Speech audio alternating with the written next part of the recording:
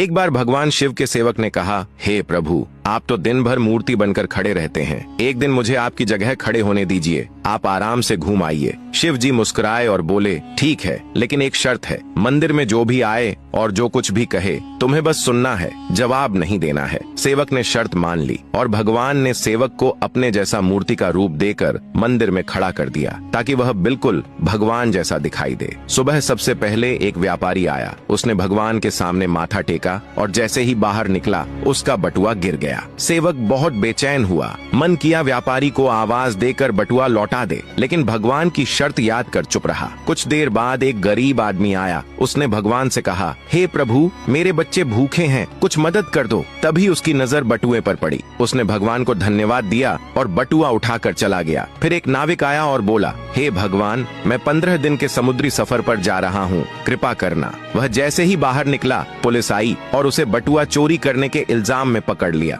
यह देखकर सेवक खुद को रोक न पाया और चिल्ला पड़ा, यह गलत है, बटुआ तो उस गरीब ने उठाया था, इसे छोड़ो और उस गरीब को पकड़ो। रात को भगवान लौटे तो सेवक ने गर्व से पूरा किस्सा सुनाया, लेकिन भगवान गंभीर हो गए और बोले, तुमने मेरी योजना में दखल दे दिया। वह व्यापारी बेईमान था, उसका बटुआ गिरना उसके कर्मों का फल था। गरीब को बटुआ इसलिए मिला ताकि वह अपने बच्चों का पेट भर सके। और जहाँ तक नाविक की बात है तो उसका जहाज तूफान में डूबने वाला था। पुलिस द्वारा पकड़ जाने से उसकी जान बच जाती, लेकिन तुम्हारे बोलने से अब गरीब जेल चला गया और सब गड़बड़ हो गया। फिर भगवान बोले, सेवक याद रखो, जो कुछ भी होता है उसमें मेरी योजना होती है। तुम्हारी नजर सिर्फ उस पल की सच्चाई देखती है, लेकिन मैं संपूर्ण समय और कर्मों को देखता हूँ। इसलिए जब भी तुम्हें कुछ गलत लगे तो समझ लेना कि मैं तुम्हारे भले के लिए ही कर रहा हूँ। हर हाल में मुझ पर भरोसा रखो। निष्कर्ष, कभी कभी हमें जो चीज गलत लगती है वही असल में हमारे अच्छे के लिए होती है। भगवान की योजना हमेशा हमारी सोच से बड़ी